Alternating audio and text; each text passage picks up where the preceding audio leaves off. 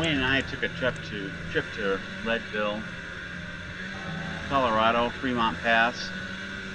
His wife and kids were skiing at Ski Cooper. We've never been to this area before. We want to check it out. It was really a great day. The sun was shining, snow was good. Had maybe, I don't know, 6 to 8 inches of fresh snow to ride on.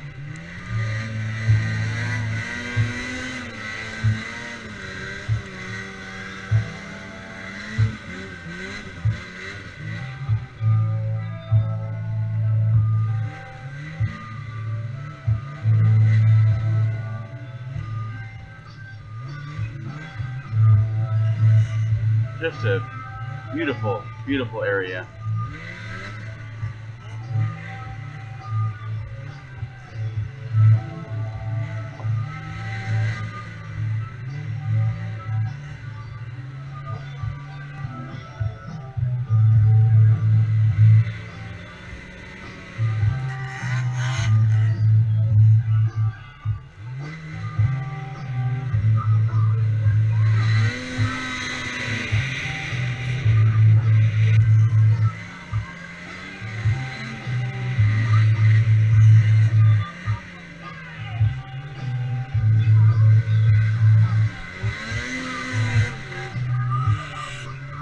The date was February 17th, 2018.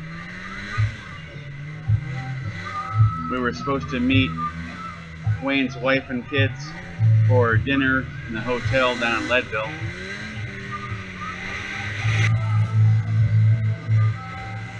Unfortunately, we didn't make it down that night.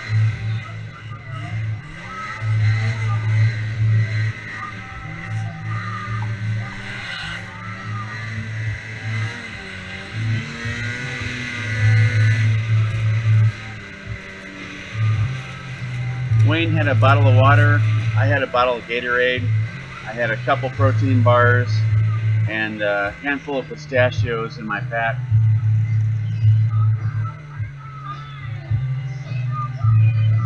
I think they say that Freemont Pass is around 11.5 as far as elevation. So we're above timberline right now. We're probably around, I don't know, 12.5, maybe 13,000 feet. The avalanche conditions were very high this weekend. We chose to stay away from those avalanche dangers.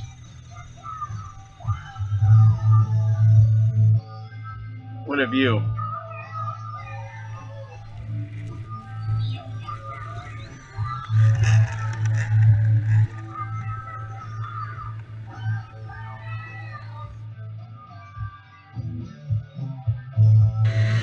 That's looking down on the Climax mine. Very, very big operation down there. I talked to them several times about letting us on their property for extracting our sleds that we had to leave up there. And it proved to be, they didn't want us to go on their property to go retrieve our sleds.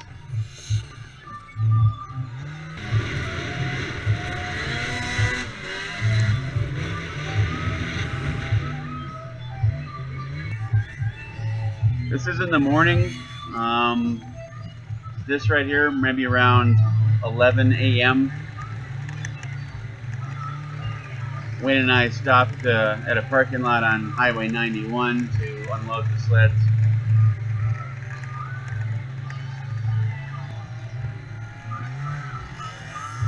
Very excited to sled in a new area. And there was hardly anybody up there, and this was a Saturday.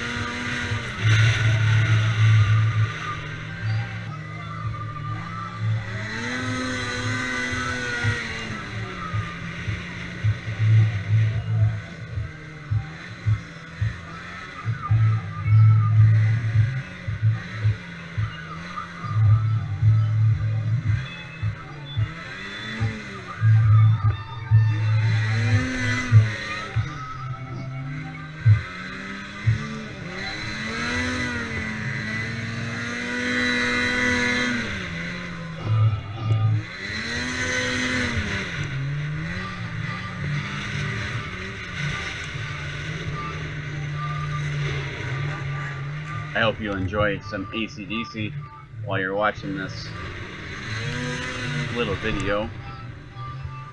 Look at how beautiful it was that day. Freaking awesome.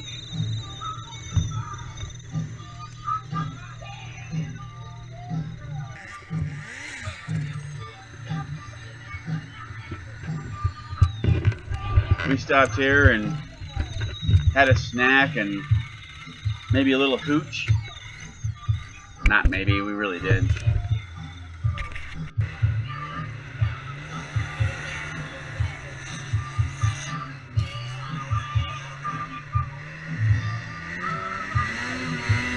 There's some video on this that actually there's some non-video coverage from when I knew that we were in a serious situation, that I shut off my GoPro and didn't record anymore.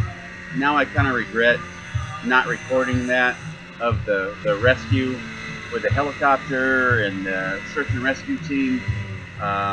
Lake County Rescue, Search and Rescue is who brought us out.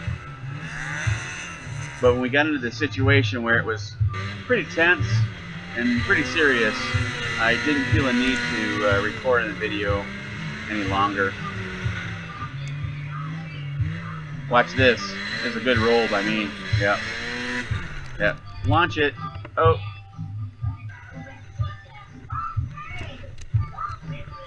We followed some old tracks that went down into a ravine.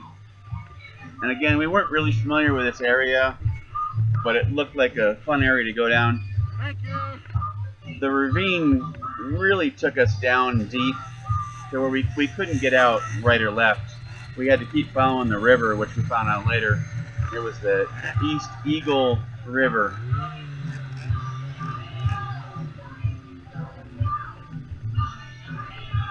It was getting late in the day. We were starting to lose daylight. We had to keep going in the direction east towards Highway 91, which we thought was the best way out since we didn't really know where we were. But the river started turning us north. The snow was deep down in the riverbed. We kept getting stuck. We'd take time digging each other out. Mostly me. I got stuck more than Wayne. But it proved to really fatigue us, especially me. You know, digging yourself out from being stuck, you know, time and time again. You go 20 yards and you get stuck. It really fatigued us both.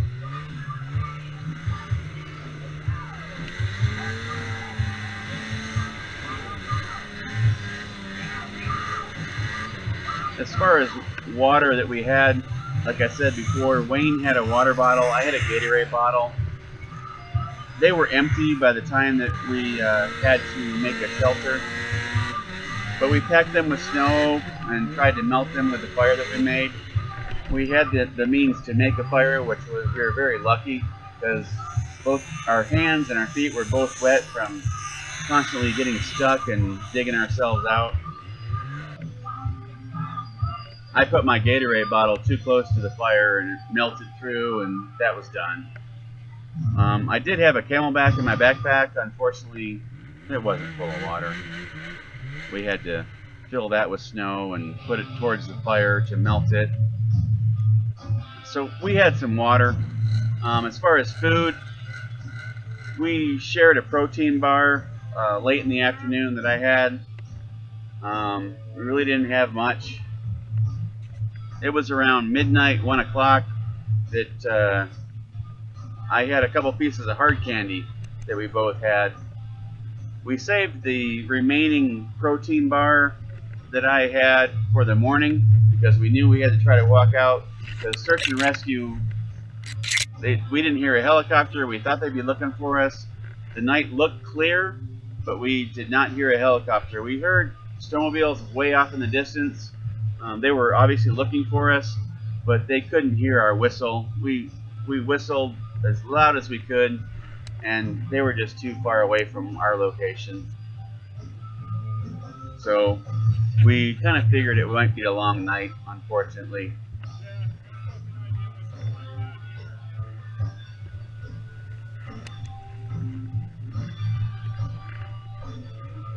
we followed these tracks down this way. We think it was one snowmobile and maybe 1 to 2 snow bikes. It wasn't really a trail that we were following, but somebody else's tracks.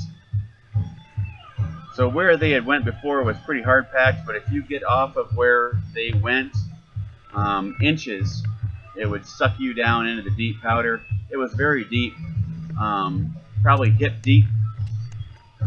Right here we're getting ready to go around a corner that really wasn't a trail. We had to move the back end of Wayne's sled around to get through it.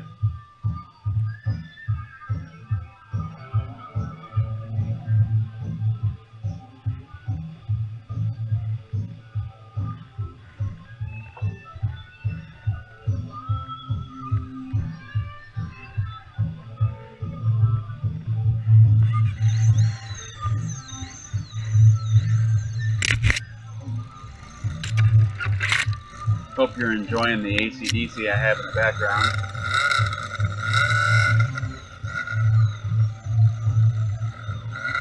This was a hole where somebody else had gotten stuck. Luckily, we were able to get around the top side of it. Wayne got around pretty easy after moving his sled around. The fatigue that occurred in this little venture we had was like I had never been fatigued in my life. Just getting back to my sled, as you can see right here, I had to crawl, and the snow was so deep that when I get up to my sled, I've really got to pull myself up on the ski just to get out of the snow and get up on the sled again.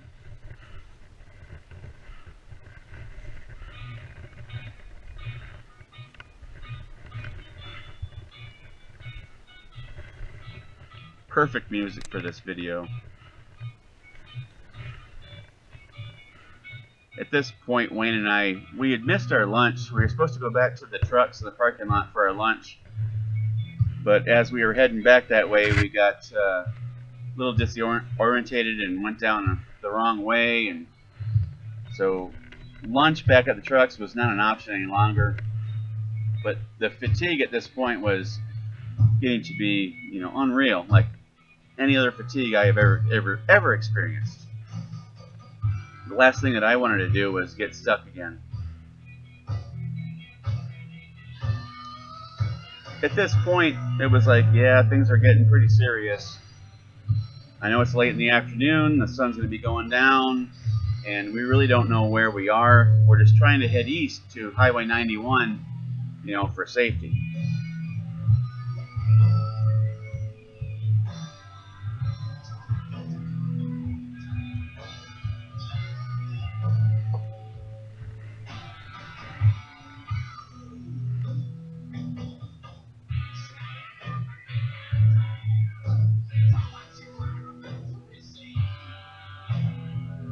I'm just trying to catch my breath right here. After, being stuck, it takes a while to catch your breath, especially when you're 50.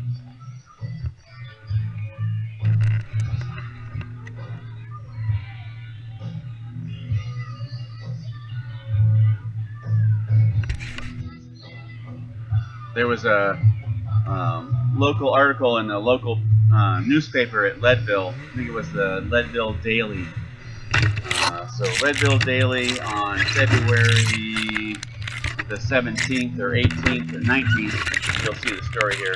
As you see, I went a couple feet and got stuck again. It's just the way this was going down this trail, or not a trail.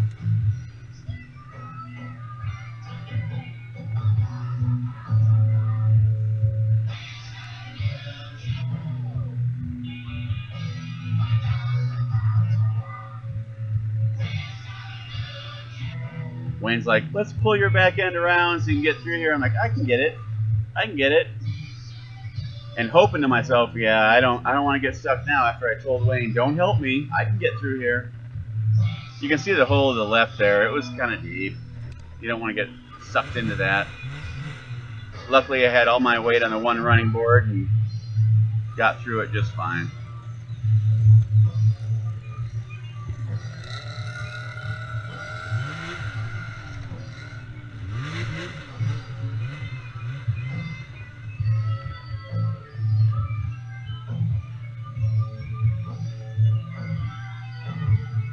there's not a lot of video coverage of when Wayne and I started the fire and had a shelter and tried to collect firewood.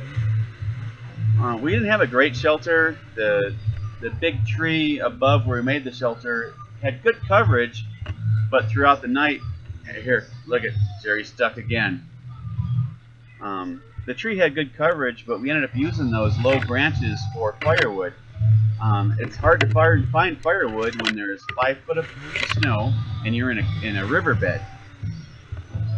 So I had stressed my back out undigging myself from my sled this whole afternoon, so it was hard for me to stand for longer than 30 seconds.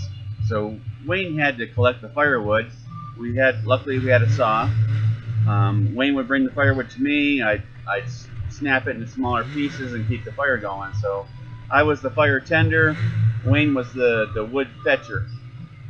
And thank God for that, because that proved to be what kept us alive. That was our sole purpose that night, was collecting and keeping the fire going, because we both had wet hands, we had wet feet. Hypothermia was imminent if we did not have a fire going.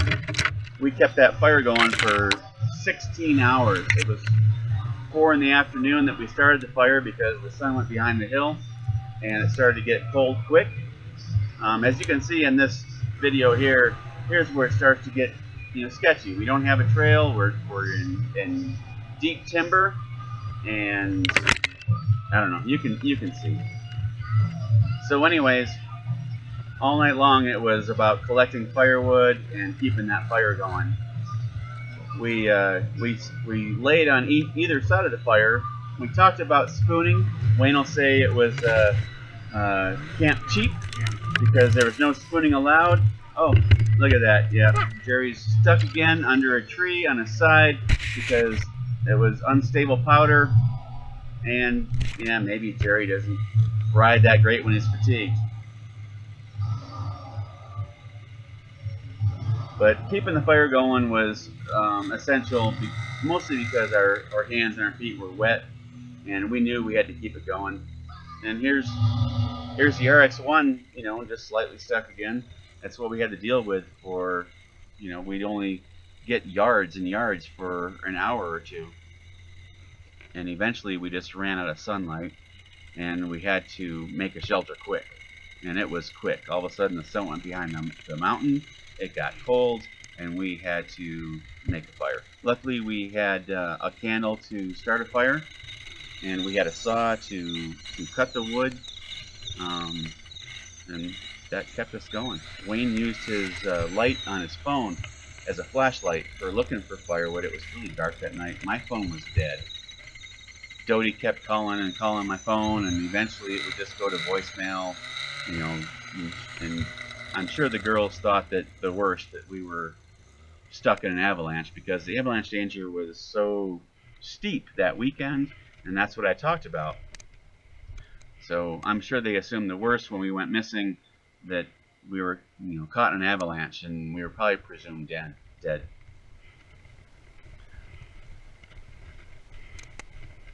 Here's an example of crawling in the snow, because if you try to stand, you sink down to your hip. And it's really tough to get out of that.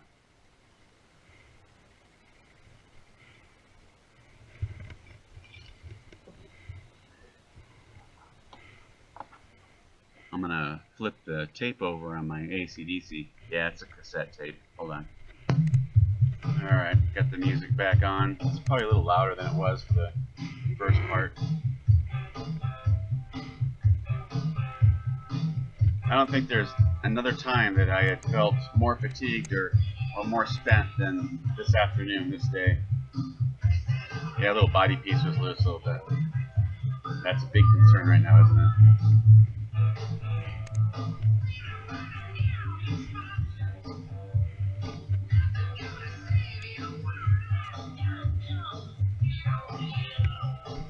Recommendation for all you backcountry explorers and riders: be prepared for anything.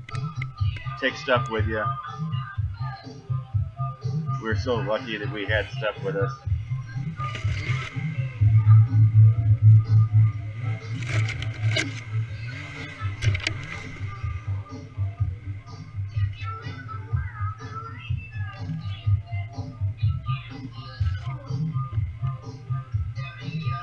crazy how after one snowmobile, the snow packs down just a little bit where the track was at, and then where your skis are at are outside of whoever you're following, outside their track, and it's very tricky riding. And it just takes a second for Jerry to lose his temper and start yelling vulgar language, so I apologize for that. Hopefully the music's up loud enough you don't hear it now, but I was so upset that I was stuck again and my sled was on its side. I just didn't want to do it anymore. I didn't want to be stuck anymore. I wanted a groom trail.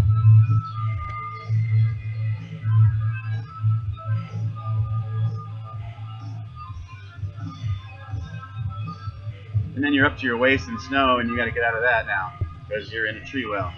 Yay.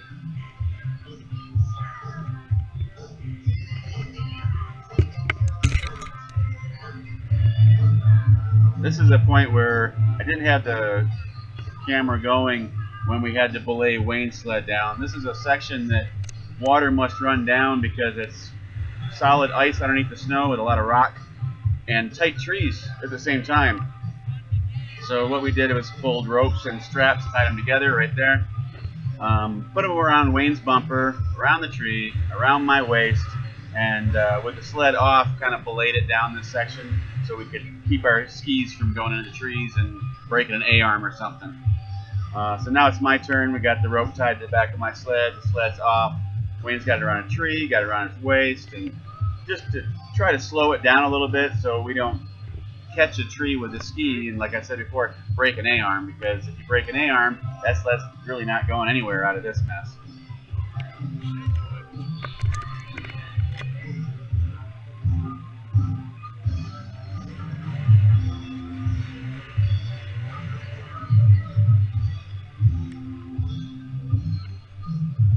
The GoPro is kind of fishbowl shaped, so it really doesn't, you can't appreciate the steepness watching the video, but trust me, we had to tie ropes around the sleds to get them down this section. Safely, at least. I know, I'm tired. We could have just sent it, right, and took our chances, because Wayne likes to send it a lot. But that wasn't the safe way to do it today, or that day.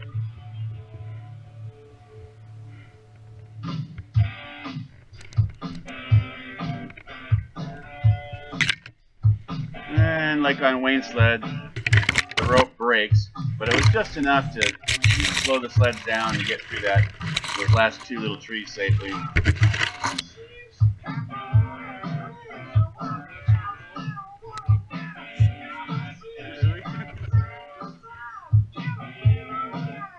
Coming up pretty soon, there's a spot on the hill on the left side where somebody had stuck another skidoo. It's yellow in color, yellow gold in color, and they had to leave it up there because it was stuck.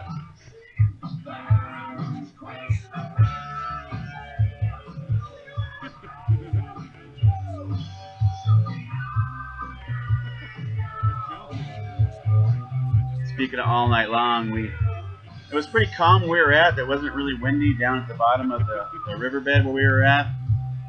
Trees weren't moving around. There were stars out. We listened for a helicopter and never heard one. We did hear snowmobiles off in the distance, probably before 10 o'clock, between 9 and 10, and whistled and whistled and whistled on the whistle, and never heard anything back. They were too far away from us. So we pretty much knew that we were in for a long night and had to make it and try to get out in the morning. We just ran out of daylight. You know, after the rescue of the sleds, 3 weeks later, we went in through the Camp Hale side. You know, if we were able to keep going just another maybe a mile, we would have hit a groom trail. But at that point, we didn't know that there was one down that way. Yeah, I was stuck there for 45 minutes. Yippee. Somewhere on the left-hand side is that stuck sled that's abandoned. But Lake County Search and Rescue say that the conditions were too windy to fly that night. And I'm sure they had to get a team together, and they had to, you'll see later there's a map from Lake County where they had pinged our phones to get ideas on where we could be, which they were pretty darn close.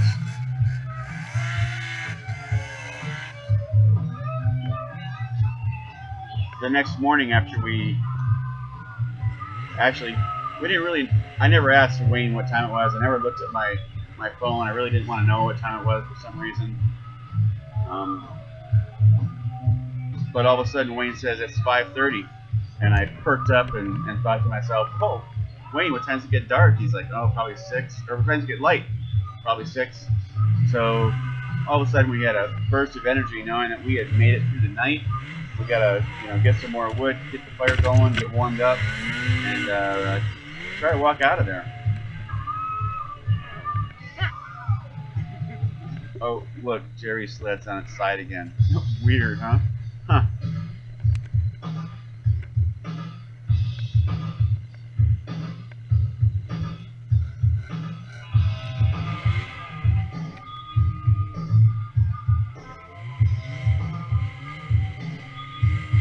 Remember this song? They played this song, and there's that stuck sled up there on the left. Upward, right in the middle, upward, there it goes. It's yellow in color. Maximum Overdrive was that movie that this sound, or AC/DC soundtrack was on with all the trucks. Emilio Estevez. Remember that? That was cool. Anyways, so in the morning, we got the fire going. It was probably around 7:30, 8 o'clock.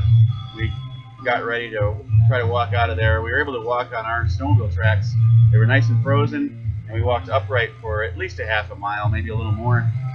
When we got to the clearing where we saw we could reach higher ground, which was a crawl, it was almost up to your armpits deep. We had to crawl to distribute our weight. That was the only way to get up there.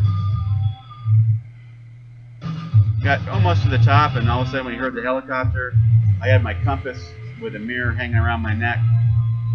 We signaled the helicopter, and he flew around us, letting us know that he had spotted us. At that point, I pretty much almost broke down. I was so happy that they had found us, and we were going home soon. Ended up being later than I had thought, because the helicopter still couldn't land because of the wind conditions. So the helicopter hovered above the rocks that you'll see later in a picture to guide Lake County Search and Rescue on 6 snowmobiles up towards us. They got close to us. They were one hill over, and then when we had contact with them finally, they had to hike down to the river and then up to us. There had been a small avalanche that had happened the day or two prior to that. That's why they left the sleds there. When they got up to us, they brought us water. They had some energy drinks and energy gel. It was very cool to see people. So then we followed them through their tracks. There's Wayne fighting the Yamaha again. Takes a lot out of you. You have no idea when you're doing this all afternoon how you just have no energy anymore. So we followed the search and rescue team down to the river and then hiked up to where their sleds were at. And then there were some rough sections that Wayne and I had to crawl up hills because they couldn't ride 2 up. And then they got all their sleds stuck. So Wayne and I kind of laid there in the sun on the snow waiting for them to get their sleds unstuck. That was 3 hours later that we got back to the parking lot where my truck and trailer were at.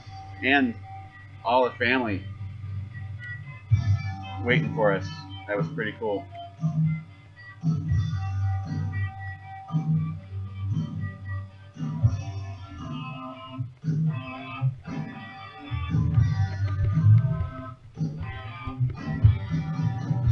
It was 3 weeks later that we, Paul Beneski, Ryan Beneski came up, and then another Ryan, another Paul from Wayne's work. Thank you so much, guys, for coming up and helping us. Wouldn't have been able to do it without you.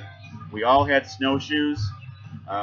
We had parked the sleds at the top of a hill. We came in the Camp Hillside and then snowshoed down, and we had a trailer. Hey, look, this skidoo stuck again. Coming up is the one picture I took of our fire. That's right after we got the fire going, and that's where we hung out for 16 hours, kept that fire going. This is the map that Search and Rescue had compiled on where we probably were, according to pings off of our phone. This is the Camp Hillside that we went in, took a groom trail, and then up, after looking at maps for 3 weeks, up the pipeline trail to find the river that we were on, and very successful with that. It took a little longer. There's the trailer with all the equipment in it, and the two guys that Wayne brought up that worked with him, and Paul Boneski. What's up? Hey, what's up, brother? Glad we're alive, man. Coming up is where we left the sleds, and then from this point, Ryan took his sled down with a trailer, and the rest of us were on snowshoes. Here's Ryan with the trailer with the winch, the generator, and all the extra equipment that we need to get our sleds out of there.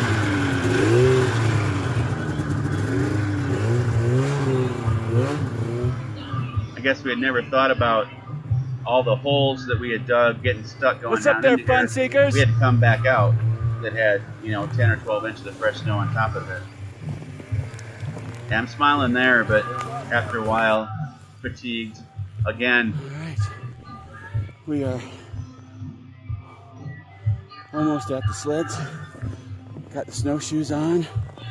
I can see my handlebars.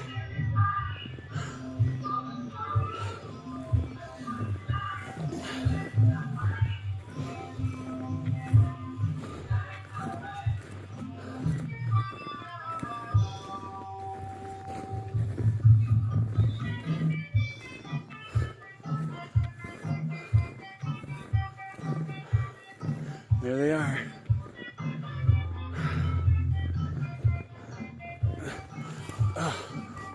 This is from getting firewood, stripping the trees. See all the broken branches? Over here on the right side is where we had our little shelter. Gets me all emotional thinking about it again. Here's the hole that we hung out in. That was a fire down there.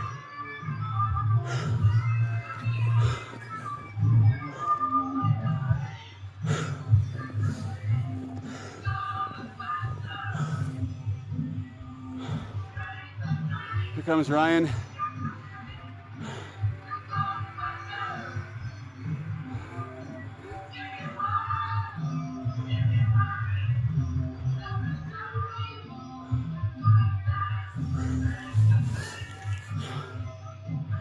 We almost lost our lives right here. See all the broken branches up on the trees? I'm collecting firewood. We burned a lot of wood. All right. Thanks again to both Pauls and both Ryans that helped us get out of this mess. We appreciate you guys. And thanks, Lake County Search and Rescue.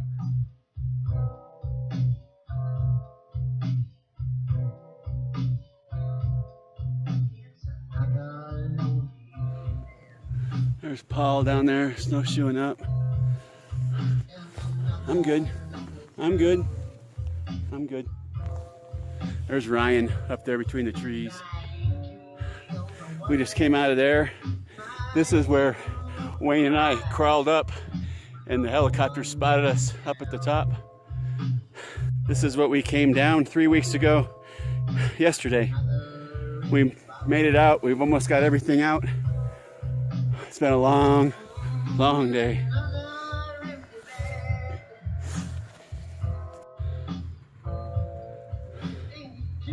This is where we left those 3 sleds this morning to go into the armpit of hell, which is, down under there somewhere. We're at the bottom of that ravine there. Those are the rocks that the helicopter hovered over when they saw us. And that's the hill that we crawled up. It's 3:15 in the afternoon. We almost have everybody out. We got the last sled coming up. See how deep it is?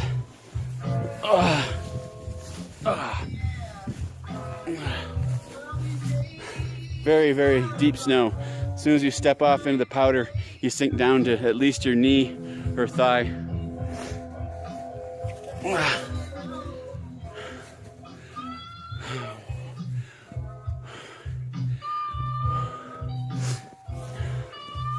Wayne should be coming up the hill.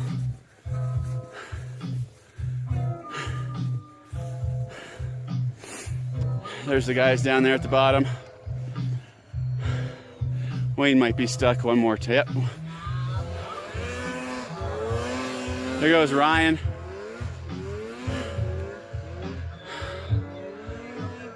Up the crawl that we did.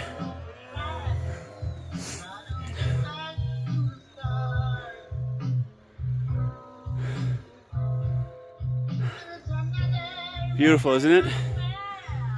Unless you get lost and have to stay the night up here, then it's freaking terrifying.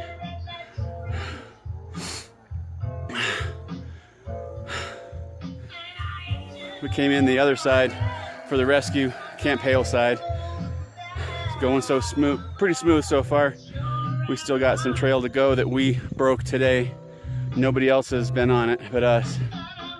And we're heading down that way, down and across the river, and then we hit a groomed trail that takes us all the way down to Camp Hale, which is down there.